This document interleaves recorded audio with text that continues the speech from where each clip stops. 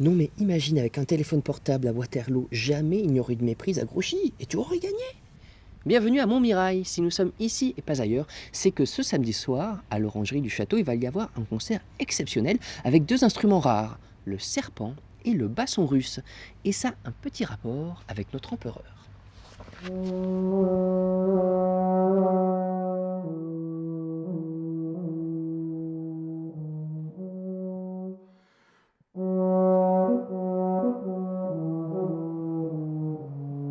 Je vous présente Michel Godard qui sera sur la scène de l'Orangerie, entouré de quelques musiciens. Il y aura notamment l'harmonie de Vertu.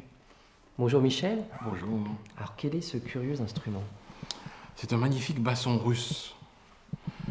Un basson russe qui date de 1810-1820.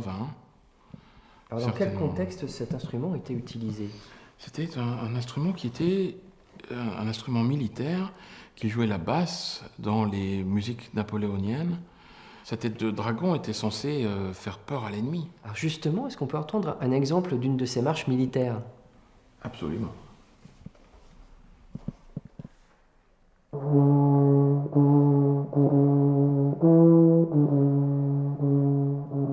La marche consulaire de Marengo.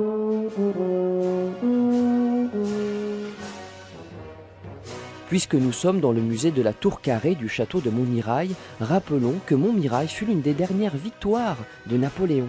Le 11 février 1814, l'empereur vainquit ici un ennemi 2 fois supérieur des Prussiens et des Russes, ce qui nous ramène au basson russe. Le basson russe est un serpent d'une espèce particulière puisqu'il est destiné à la guerre.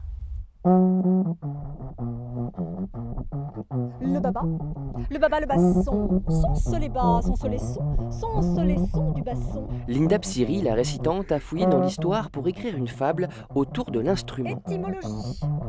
Son nom basson russe vient de ce que l'armée de Prusse aurait sonné. Le baba, le basson, n'a de russe que le nom. Il est de conception française. Celui que vous avez sous les yeux est prêté spécialement pour les concerts du 1er et 2 octobre, car d'ordinaire, Michel Godard joue du tutu, du baba, du tuba.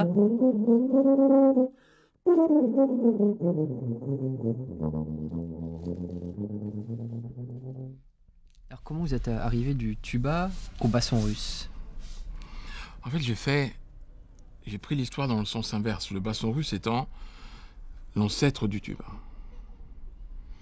Et donc, ce tuba m'a amené à essayer de retrouver ses ancêtres. Et donc, le basson russe est un de ses derniers ancêtres. On en reste baba, mais ce n'est pas fini.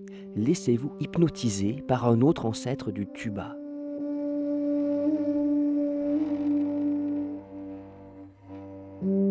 Le serpent. Michel Godard en est un dresseur mondialement réputé avec un répertoire qui oscille entre classique et jazz. Pour ce morceau, il est accompagné par un instrument encore plus étrange, une trompette marine. On joue avec un archet et une corde. Pourtant, elle porte le nom de trompette parce qu'avec un certain réglage du chevalet, on peut avoir un son très très cuivré, ce qui lui a valu ses heures de gloire dans l'orchestre de la grande écurie La Chambre du Roi de Louis XIV. Louis XIV ? Ne nous dispersons pas. Revenons à 1814. Dans cette église de Marchais-en-Brie, 600 Russes furent massacrés par les grognards de l'empereur. Pourtant, le spectacle que préparent Michel et Linda s'intitule « Un amour de basson russe ». Un amour qui porte presque un nom d'oiseau. César Cui.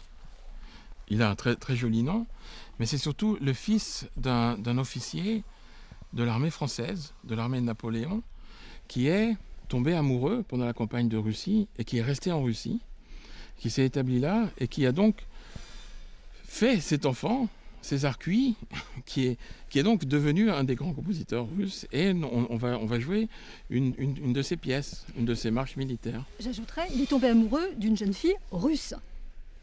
Et rousse. Ne nous embrouillez pas. Ce spectacle mêlant amour, serpent et basson est au programme du festival Itinéraire qui a la Russie pour thème cette année, une proposition du département de la Marne. Le spectacle Un amour de basson russe sera donné 2 fois ce week-end, samedi 20h à l'Orangerie de Montmirail et dimanche à 4h, salle Wagner à Vertus. Nous étions à Montmirail, la prochaine fois nous serons ailleurs en Champagne-Ardenne. Oui, allô ?